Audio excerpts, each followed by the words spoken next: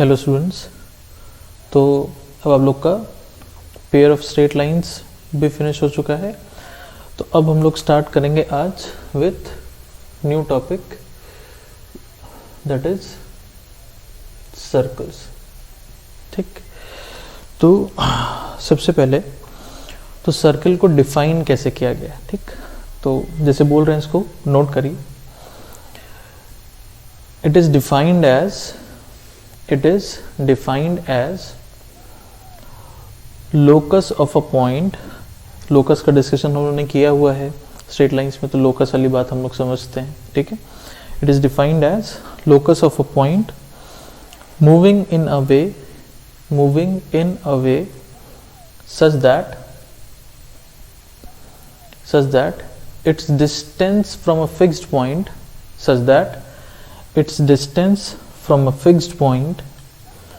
is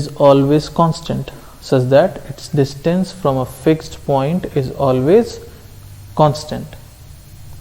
next line में लिखिए, the fixed point is called center. The fixed point is called center and the constant distance is called radius.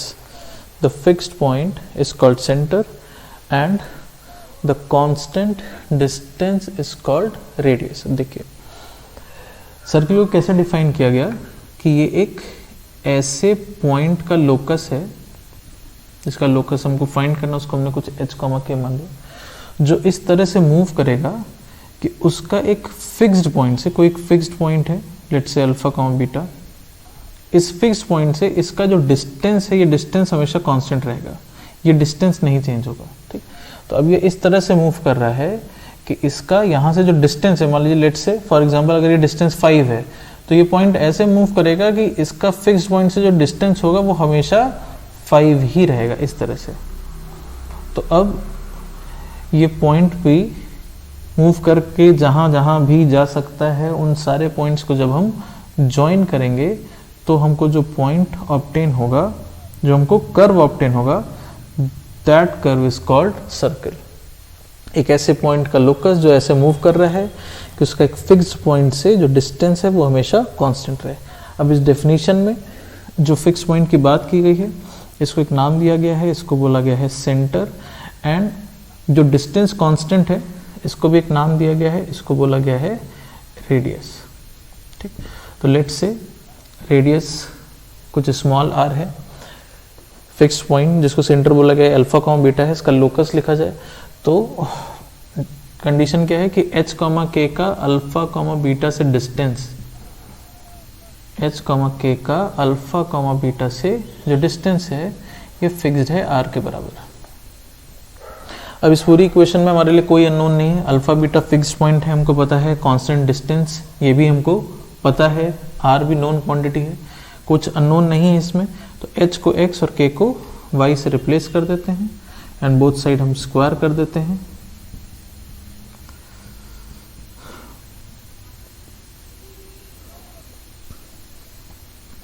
तो ये हो गई circle की equation and इस equation को बोला गया है सेंटर रेडियस फॉर्म। इसको बोला गया है सेंटर रेडियस फॉर्म। जैसे स्ट्रेट लाइंस में लाइन की इक्वेशन लिखने के लिए हम लोगों ने बहुत सारे फॉर्म्स डिस्कस किए थे, 2 पॉइंट फॉर्म है ना, slope point slope form, intercept form, slope intercept form, normal form. तो वैसे ही सर्किल की इक्वेशन को लिखने के लिए भी हम लोग यहाँ पर 2 फॉर्म्स डिस्कस करेंगे, इसमें से पहला है centre radius form. Centre radius form में अगर हमको सेंटर पता हो एंड हमको रेडियस पता हो तो इक्वेशन, जैसे हम लोग बोलते थे पॉइंट स्लोप फॉर्म, तो हमको पॉइंट पता हो, स्लोप पता हो, तो हम लाइन की इक्वेशन कैसे लिखते थे, तो y minus y1 equals to m x minus x1 ऐसे लिखते थे। ठीक उसी तरह से अगर हमको सर्किल में सेंटर दिया हो और रेडियस दिया हो और हमसे पूछा जाए कि सर्किल की इक्वेशन लिखिए, तो हम कैसे लिखेंगे, ऐसे x माइनस अल्फा का square plus y minus beta का square equals to r square. जैसे फॉर एग्जाम्पल हम आपको बोलें कि एक सर्किल है जिसका सेंटर है 2,-1 और जिसका रेडियस है 5। आप इसकी इक्वेशन लिखिए, तो आप लिखेंगे x minus alpha, x minus 2 का whole square y minus beta, तो वाई माइनस माइनस वन है ना, वाई प्लस वन हो जाएगा, whole square equals to r का स्क्वायर। ऐसे इसको ओपन कर लेंगे, सिंप्लीफाई कर लेंगे, तो एक्स स्क्वायर आएगा, वाई स्क्वायर आएगा, माइनस 4x आएगा, प्लस 2y आएगा, 4 + 1 5, 25 ऐसा कुछ आ जाएगा, x square plus y square minus 4x plus 2y minus 20 equals to 0, ऐसा।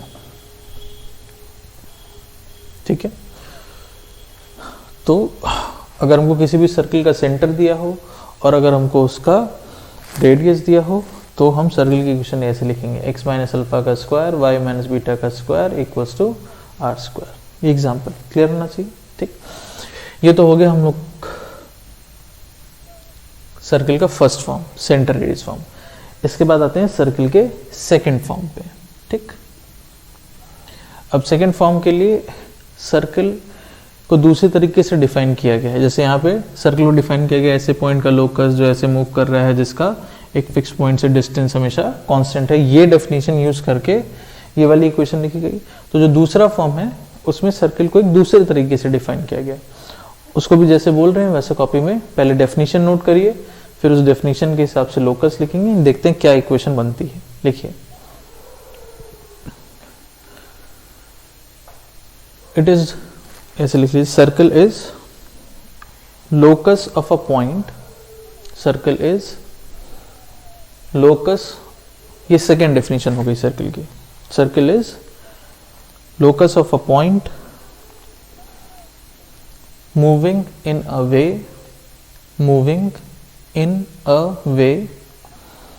such that the line segment joining it with two fixed points, line segment joining it with two fixed points are always with two fixed points are always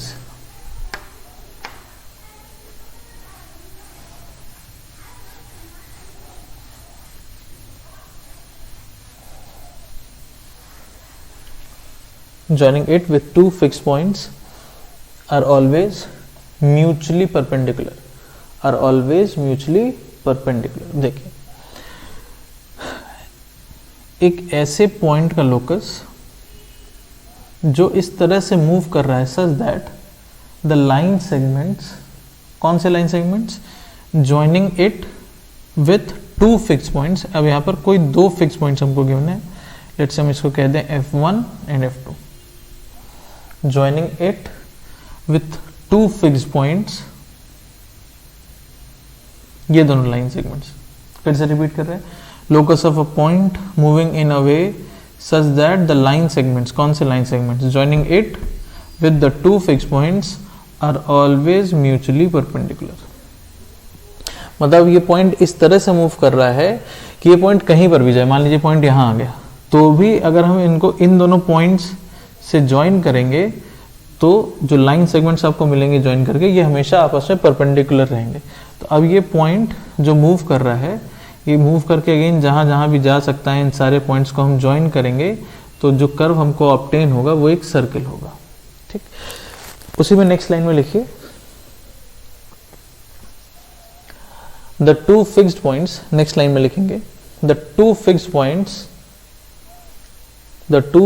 points are the end points of diameter, the two fixed points are the end points of diameter. देखिए, इस definition में ये जो दो fix points हैं ये circle के diameter हम लोग समझते हैं, है ना, डायमीटर के एंड पॉइंट्स हैं, है ना।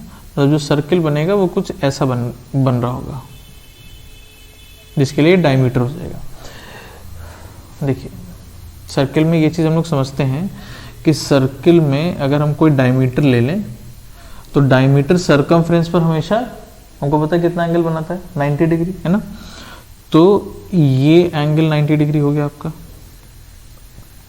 अब डायमीटर सरकमफ्रेंस पर तो हमेशा 90 डिग्री बनाएगा, कहीं पर भी आप देखेंगे तो मतलब ये एंगल भी आपका 90 डिग्री हो गया, इधर देखेंगे इस तरफ तो भी ये एंगल आपका 90 डिग्री हो गया, ये डायमीटर है आपका।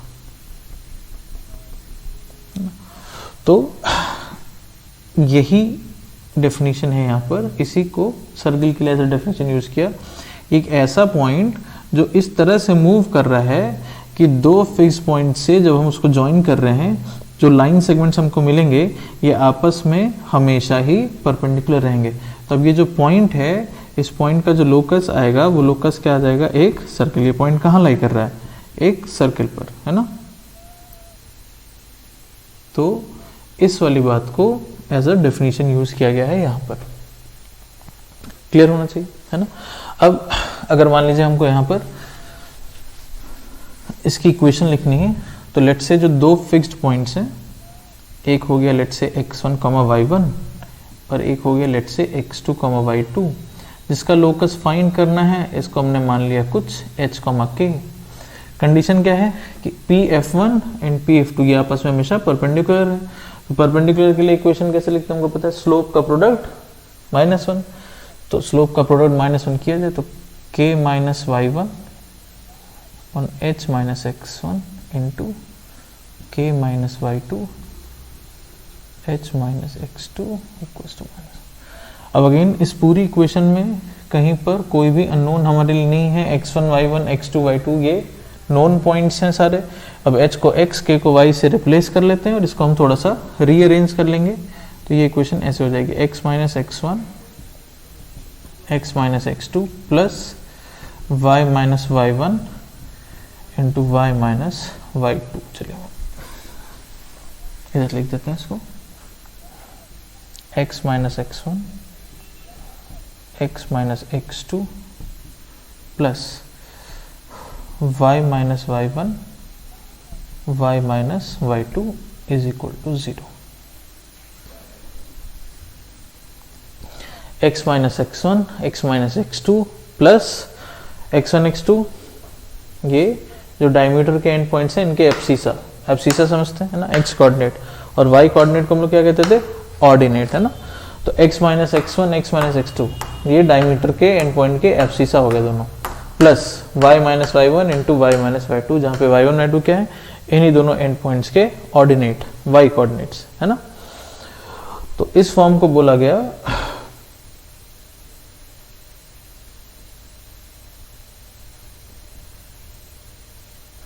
Diameter form. तो सर्किल में हम लोग इक्वेशन लिखने के लिए दो फॉर्म्स के बारे में बात करते हैं, या तो हमको सेंटर रेडियस पता हो, तो जो पहला वाला फॉर्म था हमारा x माइनस अल्फा का स्क्वायर y माइनस बीटा का square equal to r square, centre radius form. या अगर हमको डायमीटर के एंड पॉइंट पता है तो हम लोग इक्वेशन कैसे लिखेंगे, इस तरह से x minus x1, x minus x2 plus y minus y1, y minus y2 equals to 0। ठीक, सेकेंड वाला फॉर्म भी क्लियर होना चाहिए, सिंपल है ना। तो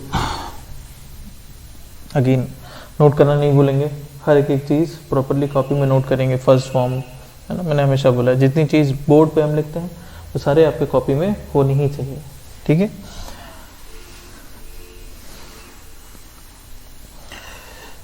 जैसे इसी में फॉर एग्जांपल डायमीटर के एंड पॉइंट्स मान लीजिए हमको दे दिए गए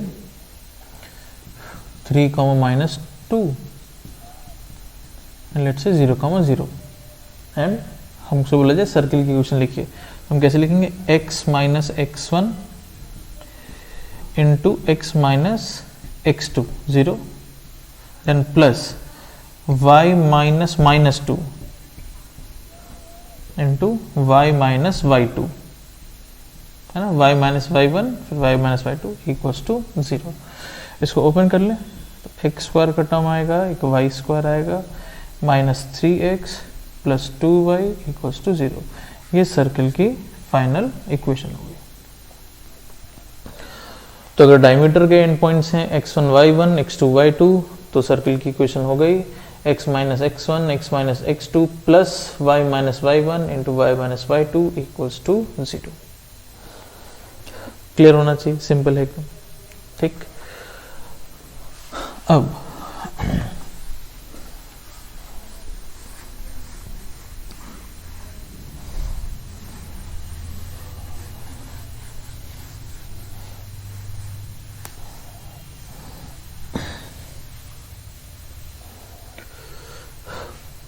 हमने दो फॉर्म्स पढ़े, वो दोनों हम लिख देते हैं यहाँ पर। पहला फॉर्म था सेंटर रेडियस फॉर्म, तो वो कुछ ऐसा था, x minus alpha square y minus beta square equals to r square. And second form था diameter form, x minus x1 x minus x2 y minus y1 y minus y2 equals to 0, ऐसा। ठीक है। अब जब उन्होंने pair of straight lines पढ़ा तो हम लोगों ने सेकेंड डिग्री की जनरल इक्वेशन के बारे में बात करी, a x square b y square 2hxy फिर 2gx 2fy plus c equal to 0, second degree की जनरल इक्वेशन है ना। बट ये इक्वेशन हमेशा पेयर ऑफ स्ट्रेट लाइन की इक्वेशन नहीं होती थी, इसके लिए कंडीशन पढ़ी हम लोगों ने, है ना। तो हम लोगों ने डेल्टा डिफाइन किया था और बोला था कि ये जो डेल्टा हम लोग लिख रहे हैं, ये डेल्टा अगर 0 होगा तभी ये equation pair of straight line की इक्वेशन होगी, अगर डेल्टा 0 नहीं है तो फिर ये equation pair of straight line की इक्वेशन नहीं होगी, है ना। तो ये जो इक्वेशन है, जैसे जैसे हम लोग आगे बढ़ेंगे, सर्किल पढ़ेंगे, पैराबोला, एलिप्स, जो भी अब हम लोग कर्व्स पढ़ते हैं पेयर ऑफ स्ट्रेट लाइन के ऑनवर्ड्स, मतलब pair of straight line, circle, parabola, ellipse, hyperbola, ये सारे के सारे कर्व 2 डिग्री कर्व्स हैं। मतलब सभी की जनरल इक्वेशन आप देखेंगे कुछ इसी तरीके की फॉर्म में होगी, उसमें एक्स स्क्वायर का टर्म, वाई स्क्वायर का टर्म, एक्स वाई का टर्म, एक्स का टर्म, वाई का टर्म, कॉन्स्टेंट, सारे कर्व्स, चाहे सर्किल होगा, चाहे पैराबोला होगा, एलिप्स होगा, हाइपरबोला होगा, सभी की जनरल इक्वेशन कुछ ऐसी ही दिखाई देगी। लेकिन ये इक्वेशन हमेशा ही पैराबोला या हमेशा ही स्ट्रेट लाइन ऐसा तो नहीं होगा, तो सबके लिए अलग अलग कंडीशन है। जैसे यही equation pair of straight line बन जाए तो उसके लिए क्या कंडीशन, डेल्टा 0 होना चाहिए, पैराबोला के लिए अलग कंडीशन होगी, एलिप्स, हाइपरबोला, सब में अलग अलग कंडीशन होगी। तो वैसे ही अभी हम देखना चाहते हैं कि ये इक्वेशन सर्किल को रिप्रेजेंट करे, इसके लिए क्या कंडीशन होगी। ठीक है, तो सर्किल के लिए जो हम कंडीशन देखना चाह रहे हैं, तो हम इसको, अभी तक हम लोगों ने 2 फॉर्म्स डिस्कस किए हैं, यही दोनों फॉर्म्स हैं इसमें, centre radius form and diameter form. हम एक बार इन दोनों इक्वेशन को अच्छे से ऑब्जर्व करते हैं। तो हम क्या देख रहे हैं कि चाहे सेंटर रेडियस फॉर्म हो चाहे डायमीटर फॉर्म हो, इन दोनों में से किसी भी इक्वेशन में x इंटू वाई जैसा टर्म नहीं बनेगा। इस इक्वेशन में भी x इंटू वाई जैसा टर्म नहीं आएगा और इस पूरी इक्वेशन में भी x इंटू वाई जैसा टर्म नहीं आएगा। ठीक, तो पहली कंडीशन तो ये हो गई कि ये इक्वेशन सर्किल की इक्वेशन हो। इसके लिए फर्स्ट कंडीशन ये है कि x इंटू वाई का coefficient should be 0, c coefficient of x y, ऐसे हम रिप्रेजेंट कर रहे हैं ना। जैसे हमको लिखना होगा एक्स स्क्वायर का कोफिशिएंट, तो coefficient of x square, coefficient of x, coefficient of y, ऐसे हम डिनोट करेंगे, है ना। तो कोफिशिएंट ऑफ पहली कंडीशन, अब इसको लिखेंगे नहीं, अभी हम सारी चीजें बोल के लिखवा देंगे प्रॉपरली कि coefficient of x into y, x into y जैसा टर्म हमको नहीं दिखना चाहिए, तो एक्स वाई का कोफिशिएंट 0 होना चाहिए, पहली चीज। सेकेंड कंडीशन, अगर आप इस इक्वेशन को ऑब्जर्व करिए, चाहे इसको चाहे इसको, दोनों में ही x square and y square का कोफिशिएंट 1 है।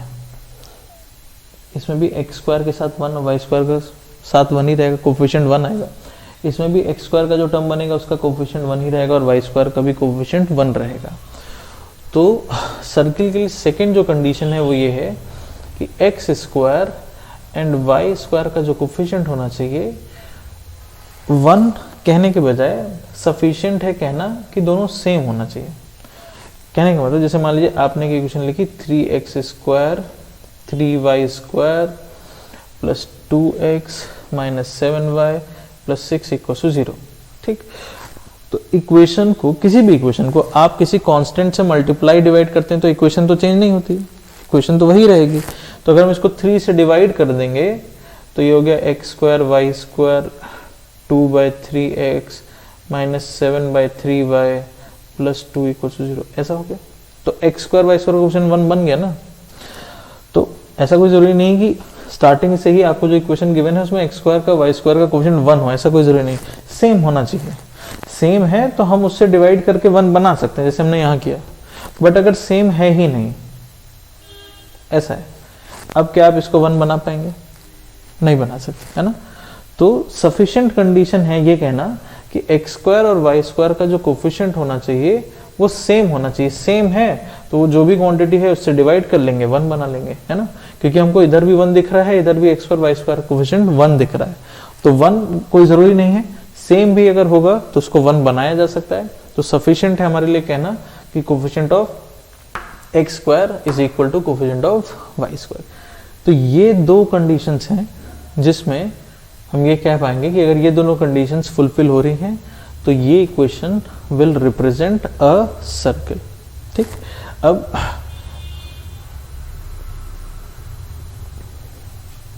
ये जस्ट एक एग्जांपल था, जैसे बोल रहे हैं वैसे लिखिए कॉपी में।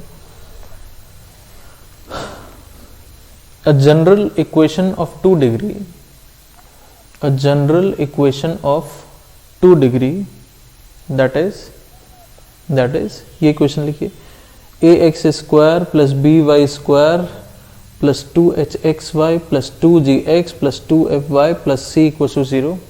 A general equation of 2 degree, that is ax square plus by square plus 2hxy plus 2gx plus 2fy plus c equals to 0 will represent a circle,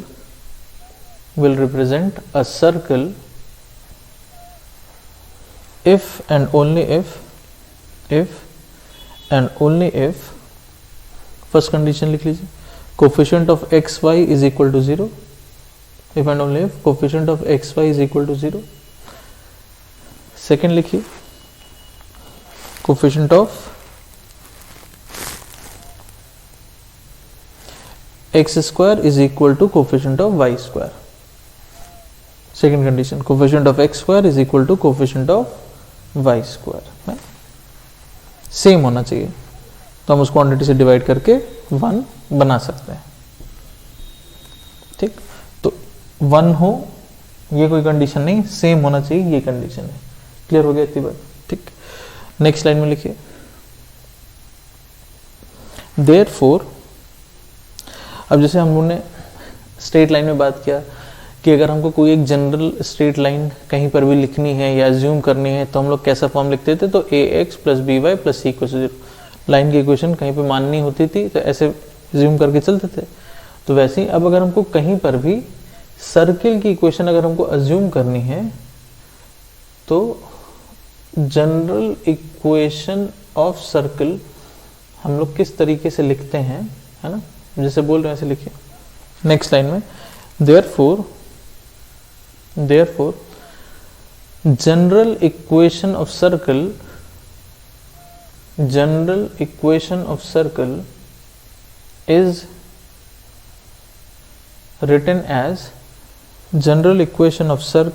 is written as x square plus y square plus 2gx plus 2fy plus c equals to 0. अब अगर हमको circle कहीं पर खुद से assume करना है या कुछ भी इस तरह से, तो हम सर्किल की इक्वेशन ये लेके चलेंगे, मतलब हम x स्क्वायर वाई स्क्वायर का क्वेश्चन 1 एंड इसमें x इंटू वाई का टर्म नहीं है, x square y square 2gx 2fy plus c equal to 0। तो अगर अब हमको खुद से कहीं पर सर्किल अज्यूम करना होगा तो हम सर्किल की इक्वेशन ऐसे लेकर के चलेंगे। क्लियर हो गया? ठीक, चलिए तो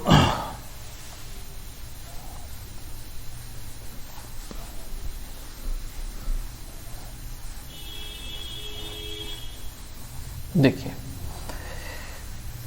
अब जैसे हम लोग स्ट्रेट लाइंस में कहते थे कि अगर हमको कोई भी स्ट्रेट लाइन गिवन हो तो हमको उसका स्लोप, उसका एक्स इंटरसेप्ट, उसका वाई इंटरसेप्ट, ये सारी चीजें हमको लिखना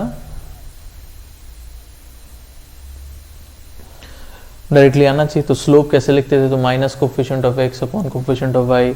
एक्स इंटरसेप्ट लिखना है तो हमने वाई 0 कर दिया, वाई इंटरसेप्ट लिखना है तो हमने एक्स 0 कर दिया, इस तरह से। इसी तरह से किसी भी सर्किल के लिए आपको उसका सेंटर और रेडियस डायरेक्टली लिखना आना चाहिए, सेंटर एंड रेडियस। अब इस फॉर्म में दिक्कत नहीं है, ये फॉर्म में तो आप सेंटर रेडियस डायरेक्टली देख पाएंगे कि अल्फा बीटा सेंटर है, आर रेडियस है। ठीक, अच्छा इस फॉर्म में भी अगर हमसे सेंटर रेडियस पूछा जाए तो बहुत प्रॉब्लम नहीं है। क्यों? क्योंकि हम डायमीटर के एंड पॉइंट्स देख ही पा रहे हैं, है ना। तो किसी सर्किल में अगर हमको डायमीटर के एंड पॉइंट पता है तो डायमीटर का जो मिड पॉइंट होगा, ये जो डायमीटर के एंड पॉइंट्स हैं इनका जो मिड पॉइंट आएगा यही तो सेंटर हो गया ना, यही सेंटर हो गया। और इन दोनों के बीच का डिस्टेंस लिख देंगे तो ये डायमीटर हो गया, इसका हाफ कर देंगे तो रेडियस हो गया। तो अगर इसमें भी हमसे सेंटर और रेडियस पूछा जाए तो हम फाइंड कर ही सकते हैं, है ना। सेंटर कैसे? इन दोनों का मिड पॉइंट, जो डायमीटर के एंड पॉइंट्स हैं इनका मिड पॉइंट लिख दीजिए, सेंटर आ गया। और दोनों के बीच का डिस्टेंस निकाल के हाफ कर दीजिए तो रेडियस आ गया। ठीक, इसके बाद आते हैं जनरल इक्वेशन में कि अगर हमको सर्किल ऐसा दिया है तो अब इसका सेंटर रेडियस कैसे देखेंगे। ठीक, तो एक बार हम क्या कर रहे हैं, अब इस इक्वेशन को और सेंटर रेडियस फॉर्म को एक बार कंपेयर करते हैं, दोनों को ओपन करते हैं, इसको भी ओपन कर लेते हैं, ये तो ऑलरेडी पूरा ओपन सिंप्लीफाइड है। और उसके बाद दोनों को कंपेयर करते हैं। देखिए जैसे इसको जब आप ओपन करेंगे तो आपको मिलेगा एक्स स्क्वायर का टर्म आएगा, वाई स्क्वायर का टर्म आएगा, -2 अल्फा एक्स आएगा, -2 बीटा वाई आएगा, एंड कॉन्स्टेंट टर्म आएगा alpha square plus beta square minus r square, है ना। आर स्क्वायर का टर्म इधर शिफ्ट कर लीजिए तो पूरा ओपन करने पे ऐसा बनेगा। एंड ये वाली इक्वेशन ऐसी है, x square y square 2gx 2fy plus c equals to 0। अब अगर हम दो इक्वेशंस को कंपेयर कर दें, अगर हम कहें कि दोनों जो इक्वेशन है वो सेम सर्किल को अगर रिप्रेजेंट कर रही हैं, दोनों इक्वेशन अगर आइडेंटिकल हैं, तो उसके लिए क्या कंडीशन, तो ये चीज़ हमने डिस्कस भी करी थी जब हम लोग स्ट्रेट लाइंस में आइडेंटिकल लाइंस की बात कर रहे थे कि कोई भी दो कर्व हो, है ना, चाहे वो सर्किल हो चाहे वो पैराबोला हो, कोई भी दो इक्वेशंस आपको गिवन हो, आपसे बोला जाए कि दोनों इक्वेशन सेम कर्व की हैं, दोनों इक्वेशन आइडेंटिकल हैं एकदम, तो उसके लिए कंडीशन कैसे लिख देते, जितने करस्पॉन्डिंग टर्म्स होंगे, करस्पॉन्डिंग मतलब एक्स स्क्वायर के लिए एक्स स्क्वायर, वाई स्क्वायर के लिए वाई स्क्वायर, एक्स के लिए एक्स, वाई के लिए वाई, जितने करस्पॉन्डिंग टर्म्स हैं सबके कोफिशिएंट्स का रेशियो सेम होना चाहिए। एक्स स्क्वायर के कोफिशिएंट का रेशियो 1/1, वाई स्क्वायर के कोफिशिएंट का रेशियो 1, एक्स के कोफिशिएंट का रेशियो देख लीजिए तो माइनस अल्फा अपॉन जी, वाई के कोफिशिएंट का रेशियो देख लीजिए तो minus beta upon F, 2 and 2 cancel out हो जाएगा, है ना। कांस्टेंट टर्म का रेशियो देखेंगे तो alpha square plus beta square minus r square upon c. अब देखिए हमको फाइंड करना है इस वाले फॉर्म के लिए सेंटर रेडियस। इस वाले फॉर्म के लिए हमको सेंटर रेडियस पता है कि इसका सेंटर कहां पर है, अल्फा कॉमा बीटा, और रेडियस कितना है आर। देखिए यहां से अल्फा की वैल्यू कितनी आ जाएगी, -g, है ना। इसको 1 से इक्वेट कर लीजिए, इसको भी 1 से इक्वेट करिए, भाई सारे आपस में इक्वल है ना, तो इसको 1 से इक्वेट करिए, इसको भी 1 से इक्वेट करिए, इसको भी 1 से इक्वेट करिए। तो इसको जब 1 से इक्वेट करेंगे तो अल्फा इक्वल टू -g लिख सकते हैं, इसको 1 से इक्वेट करेंगे तो बीटा इक्वल्स टू -f लिख सकते हैं, एंड इसको जब 1 से इक्वेट करेंगे तो alpha square plus beta square minus r square equals to c मिलेगा। तो यहाँ से आपको आर स्क्वायर मिल जाएगा, alpha square plus beta square minus c, तो आर आपको मिल जाएगा under root of alpha square plus beta square minus c. ठीक, एंड अल्फा का स्क्वायर हो गया मतलब माइनस जी का स्क्वायर मतलब जी स्क्वायर, बीटा का स्क्वायर बीटा हो गया माइनस एफ का स्क्वायर मतलब एफ स्क्वायर माइनस सी। ठीक, तो अब इस वाले फॉर्म के लिए अगर आप देखिए, है ना, आई थिंक विजिबल है, इस वाले फॉर्म के लिए अगर आप देखिए तो जो सेंटर हो गया, सेंटर क्या था, अल्फा कॉमा बीटा, यही सेंटर था ना यहाँ पे, अल्फा बीटा, एंड यहाँ पर सेंटर अल्फा बीटा आपको किसके बराबर दिख रहा है, अल्फा माइनस जी के बराबर और बीटा माइनस एफ के बराबर, यानी कि जो सेंटर हुआ वो हो गया -g, -f। ठीक, और रेडियस देख लीजिए कितना आ गया, आर की वैल्यू क्या आ गई, आर आ गया अंडर रूट ऑफ g का स्क्वायर प्लस f का स्क्वायर माइनस सी। ऐसे सेंटर हो गया -g, -f। इस वाले फॉर्म के लिए अगर हमसे सेंटर पूछा जाए तो सेंटर है -g, -f, और रेडियस क्या है तो अंडर रूट के अंदर g square plus f square minus c, under root of g square plus f square minus c. यहाँ से देखिए सेंटर है, सेंटर रेडियस फॉर्म में था, सेंटर अल्फा कॉमा बीटा, तो अल्फा आ गया माइनस जी, बीटा आ गया माइनस एफ, तो यानी कि सेंटर हो गया माइनस जी कॉमा माइनस एफ। और उसके बाद यहाँ से आर को जब हमने सिंप्लीफाई किया तो ये आया, फिर अल्फा का स्क्वायर, तो ये वैल्यूज पुट कर दी, तो g square plus f square minus c, तो आर हमको मिल गया g square plus f square minus c. ठीक, इतना पार्ट पहले एक बार देख लीजिए।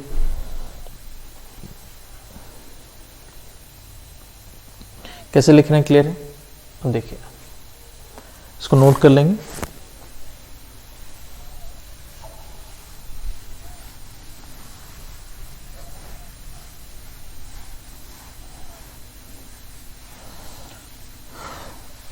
अब क्या है कि जो सेंटर है उसको हम ऐसे याद रखेंगे कि सेंटर है minus half coefficient of x minus half coefficient of y, ऐसे याद रखेंगे, है ना। जैसे जनरल इक्वेशन में x का कोफिशिएंट कितना है 2g, x का कोफिशिएंट है 2g, तो माइनस हाफ इंटू 2g आप करेंगे तो माइनस जी बनेगा, माइनस जी आएगा, है ना। जैसे ऐसे तो ठीक है, इस फॉर्म के लिए माइनस जी माइनस एफ ऐसे याद रखना आसान है, बट हम आपको जैसे इक्वेशन दे दें कि x square plus y square plus 7x minus 6y, हम आपको बोलें कि इसका अब सेंटर रेडियस बताइए, तो आप देखेंगे 2gx, तो g इतना हो गया तो माइनस जी, तो है ना, डायरेक्टली लिखिए सेंटर लिखना है, तो minus half coefficient of x minus half coefficient of y, x का कोफिशिएंट है 7, y का कोफिशिएंट है माइनस 6, है ना, तो बेसिकली क्या बन जाएगा माइनस 7/2 कॉमा 3, ये सेंटर हो गया। क्लियर हुआ? तो डायरेक्टली ऐसे याद रखेंगे minus half coefficient of x minus half coefficient of y। अब इसके बाद जब आपको रेडियस लिखना है तो अंडर रूट, अब देखिए रेडियस में जो पहला टर्म है जी स्क्वायर, वो इसी एक्स कोऑर्डिनेट का स्क्वायर है, माइनस जी का स्क्वायर लिखा है ना। एफ का स्क्वायर मतलब सेंटर का जो वाई कोऑर्डिनेट है इसका स्क्वायर है, तो g square plus f square minus c, मतलब सेंटर का जो एक्स कोऑर्डिनेट है उसका स्क्वायर प्लस सेंटर का जो वाई कोऑर्डिनेट है उसका स्क्वायर माइनस सी। तो अब जब रेडियस लिखना है तो सेंटर के एक्स कोऑर्डिनेट का स्क्वायर 49/4 प्लस सेंटर के वाई कोऑर्डिनेट का स्क्वायर माइनस कांस्टेंट टर्म है -2, माइनस ऑफ -2, ऐसे जी का स्क्वायर एफ का स्क्वायर माइनस सी। अब सिंप्लीफाई कर लेंगे, फिर जो भी आएगा इसके बाद,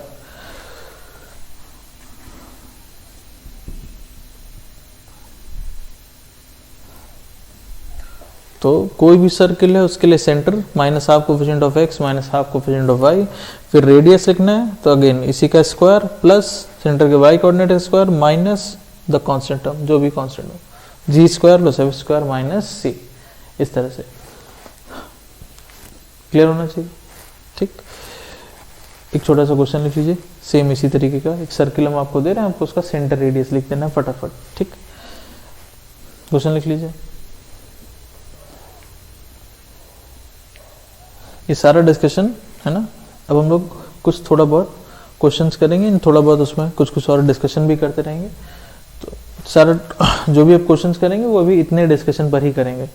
तो इतना पार्ट जितना आज हम लोग डिस्कस किया है सर्किल में स्टार्टिंग से लेके यहाँ तक, इतना पार्ट एक बार देख लीजिए, कहीं लग रहा है डाउट है उतना पार्ट दोबारा सुन लीजिए, सारी चीज़ें एकदम क्लियर कर लीजिए, एंड देन उसके बाद फिर जो क्वेश्चन बोल रहे हैं उसको हम लोग ट्राई किया जाए। ठीक, चलिए जैसे पहले तो एक छोटा सा क्वेश्चन लिखिए, find center and radius, find center and radius of the circle, center and radius of the circle, circle हम लिख दे रहे हैं 2x square 2y square minus 6x plus 9y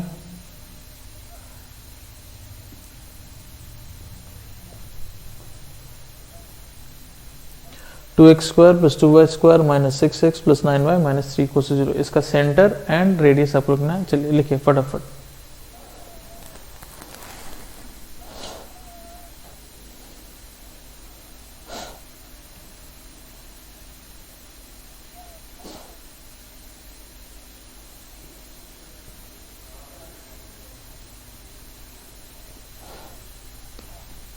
अब देखिए सेंट्रल में डिस्कस किया minus half coefficient of x, इसका जब माइनस हाफ टाइम्स करेंगे तो कितना आ जाएगा 3, and minus half coefficient of y, तो इसका माइनस हाफ करेंगे तो -9/2 है ना।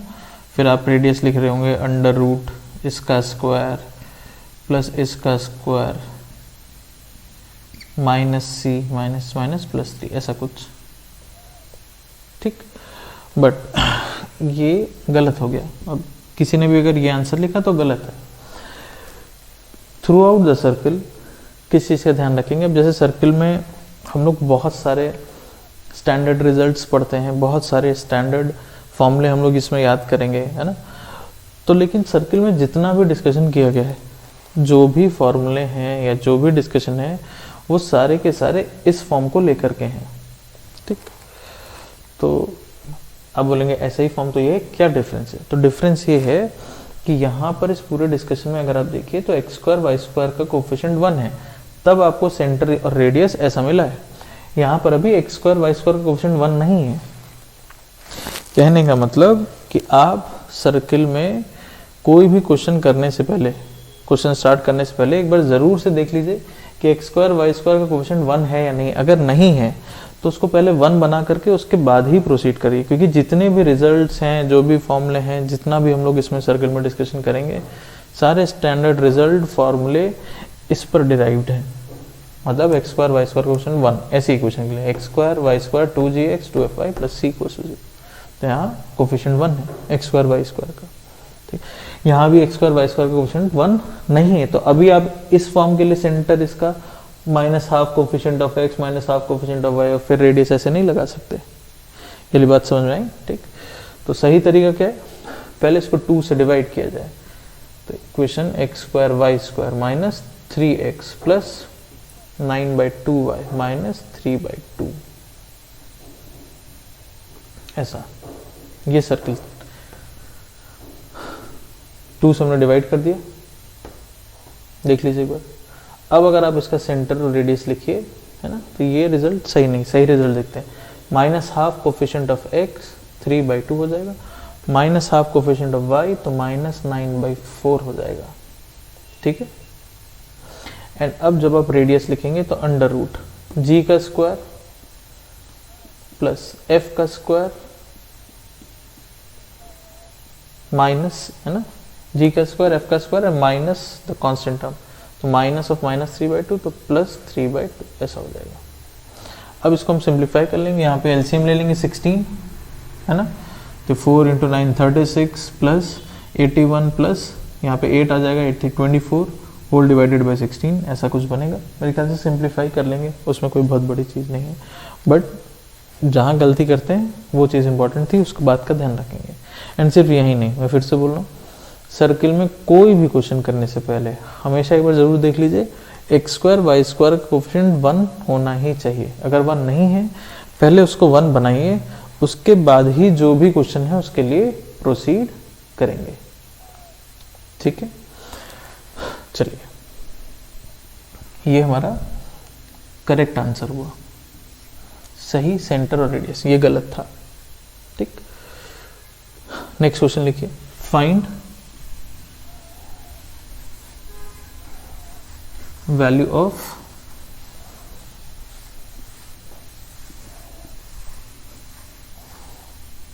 alpha and beta,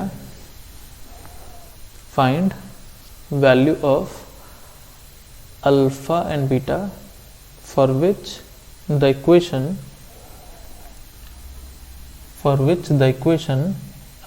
given है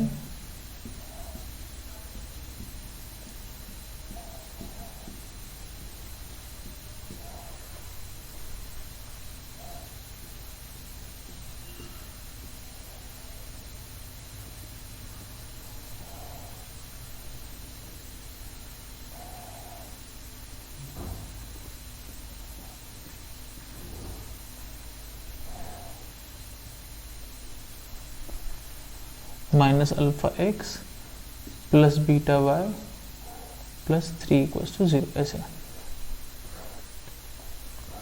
find the value of alpha and beta for which the equation ये alpha minus 1 x square plus beta plus 1 y square plus 2 alpha minus beta plus 3 times x y minus alpha x plus beta y plus 3 equal to 0। ये equation given है for which this equation represents a circle. ये equation circle को represent करे, इसके लिए आपको alpha beta की value बतानी है।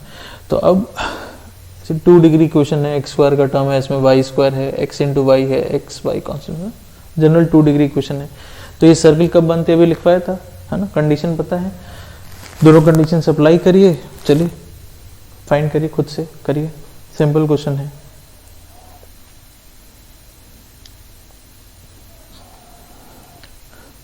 देखिए क्या क्या कंडीशंस थी, एक तो एक्स वाई का कोफिशिएंट 0 होना चाहिए, यानी कि 2 अल्फा माइनस बीटा प्लस 3 ये 0 होना चाहिए। एक इक्वेशन हमारे पास ये हो गई, ठीक।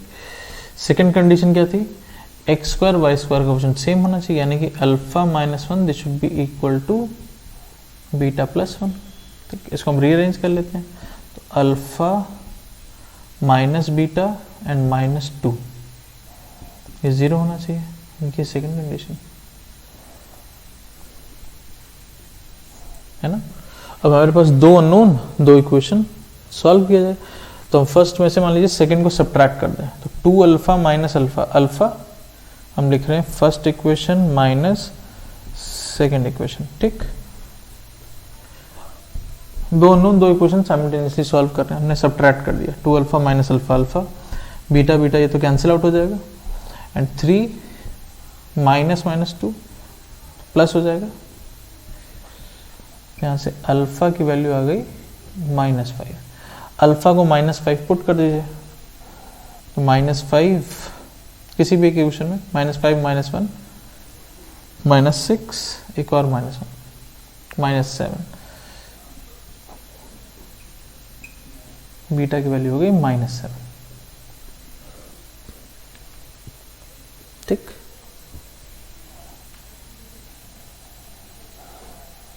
क्लियर हो गया, ठीक।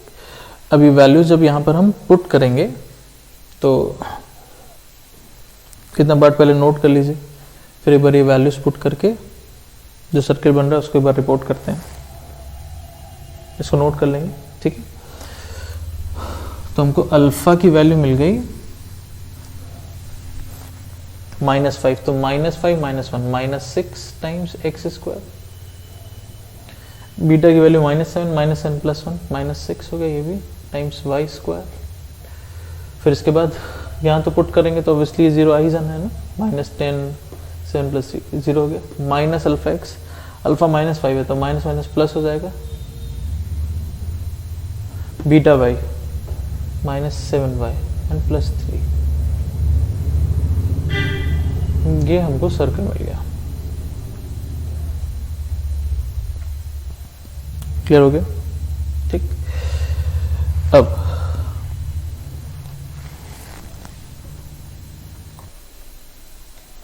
देखिए ये तो हमको सर्कल मिल गया, अल्फा बीटा हमने फाइंड किया, क्लियर होना चाहिए, सिंपल क्वेश्चन था, अल्फा बीटा फाइंड किया, हमने पुट कर दिया, सर्कल आ गया। अब इसी में लिखिए, क्वेश्चन लिखिए, find whether the obtained circle, मतलब ये वाला जो सर्किल हमको मिला है, find whether the obtained circle is real और not, find whether the obtained circle, पहले पूरा यहाँ तक जरूर से नोट कर लेंगे, उसके बाद ये क्वेश्चन लिखेंगे, find whether the obtained circle is real और नॉट। अब देखिए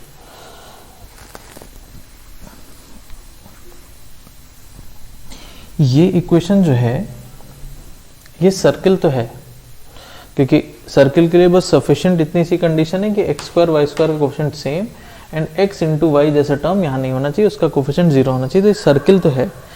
लेकिन ये सर्किल रियल है कि नहीं है, अब उसके लिए कुछ और कंडीशंस हैं, वो हमको देखना होगा। तो सर्किल तो है, लेकिन हर इक्वेशन सर्किल की आपको रियल सर्किल दे ऐसा ज़रूरी नहीं है। अब देखिए जनरल इक्वेशन के लिए हम लोगों ने सेंटर लिखा, रेडियस लिखा, ये लिखा, अब ये जो रेडियस में जो अंडर रूट के अंदर टर्म आ रहा है, यहीं से हमको कंडीशंस मिलती हैं सर्किल के रियल होने की नहीं। फर्स्ट केस, अगर g square plus f square minus c मान लीजिए नेगेटिव आ जाए, अंडर रूट के अंदर नेगेटिव आ गया, तो आपका रेडियस इमेजिनरी हो गया कि नहीं, है ना। अंडर रूट के अंदर की क्वांटिटी नेगेटिव हो गई तो रेडियस इमेजिनरी हो गया। रेडियस इमेजिनरी हो गया मतलब आपका सर्किल इमेजिनरी हो गया। तो अगर ये नेगेटिव है तो हम इस केस में कहते हैं this implies circle is imaginary. दूसरा case, g square plus f square minus c अगर ग्रेटर देन जीरो आ गया, अगर ये ग्रेटर देन जीरो आ गया तो हमको रेडियस की एक रियल वैल्यू मिलेगी, तो हम कहेंगे हमारा जो सर्किल है that is real.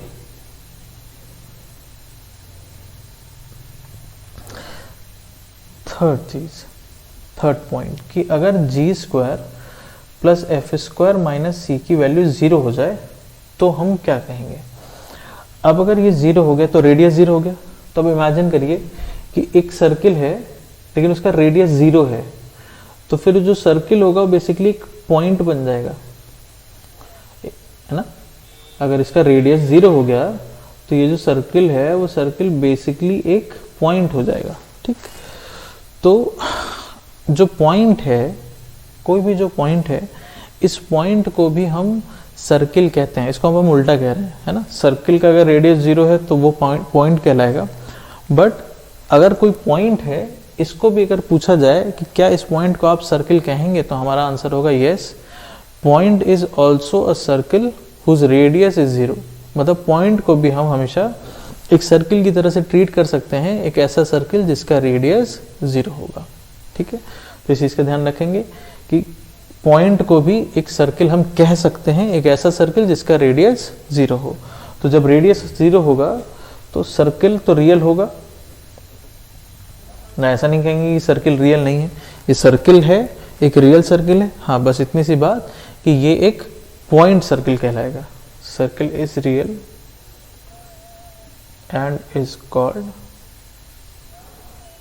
A point circle.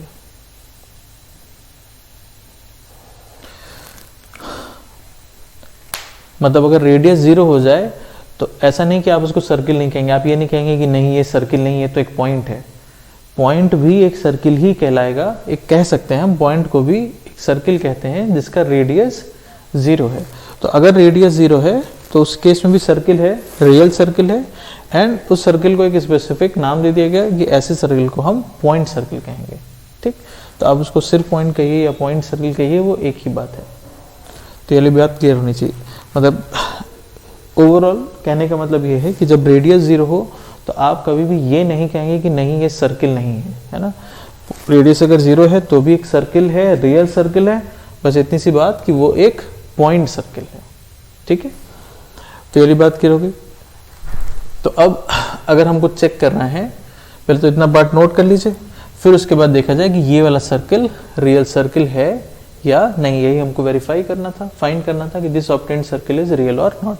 तो g square plus f square minus c अगर नेगेटिव है तो इमेजिनरी हो जाएगा, ग्रेटर देन जीरो है तो रियल है, इक्वल टू जीरो है तो भी सर्किल है, रियल सर्किल है, बस इतनी सी बात कि एक पॉइंट सर्किल है, ठीक है। इतना बात नोट कर लेंगे।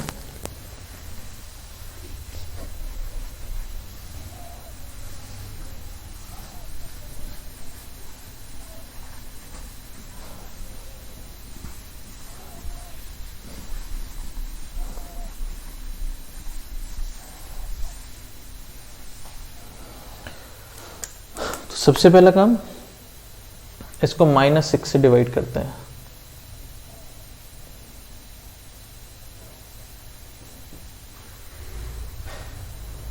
-6 से डिवाइड कर रहे हैं ना, -6 तो 3/-6,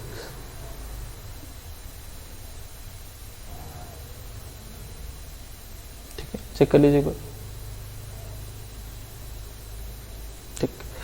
अब इसके लिए g square plus f square minus c लिखा जाए, तो -12 कोफिशिएंट ऑफ एक्स उसका स्क्वायर है, तो इसका जब -12 टाइम्स करेंगे तो कितना हो जाएगा 5/12, इसका स्क्वायर, ठीक। फिर इसके बाद इसका माइनस हाफ करेंगे तो -7/12 minus c g square plus f square minus c, तो माइनस माइनस प्लस। अब आप देख सकते हैं स्क्वायर पॉजिटिव हो गया, परफेक्ट स्क्वायर पॉजिटिव हो गया, प्लस हाफ पॉजिटिव ही आएगा, है ना। ये परफेक्ट स्क्वायर पॉजिटिव, ये भी पॉजिटिव एंड प्लस 1/2 है, तो ओवरऑल कैसा हो गया, पॉजिटिव हो गया। तो अगर ये ग्रेटर देन 0 आ गया तो आप यहाँ से क्या कंक्लूड करेंगे, हम कहेंगे कि circle is a real circle, ठीक। तो ये चीज ध्यान रखेंगे कि किसी इक्वेशन का सर्किल होना और उसका रियल सर्किल होना दो अलग चीजें हैं, ठीक है। ये सर्किल हो सकता है, बट ऐसा हो सकता था कि ये सर्किल इमेजिनरी सर्किल हो, ठीक। तो अगर g square plus f square minus c negative आ जाए तो ऐसा नहीं कहेंगे कि अरे तो फिर ये तो सर्किल ही नहीं है, ये कुछ और बनेगा, नहीं, ये सर्किल ही कहलाएगा। बस हाँ, उस केस में एक रियल सर्किल नहीं कहलाएगा, इमेजिनरी सर्किल कहलाएगा, ठीक है। तो आई थिंक ये वाला पार्ट भी क्लियर हो गया। तो अब आज का डिस्कशन इसको अब हम लोग अभी यहीं पर स्टॉप करेंगे। अगले दिन पर हम लोग और क्वेश्चंस करेंगे इसी बेसिक डिस्कशन पर बेस्ड, ठीक है। तो आज इसको यहीं स्टॉप करते हैं। Thank you.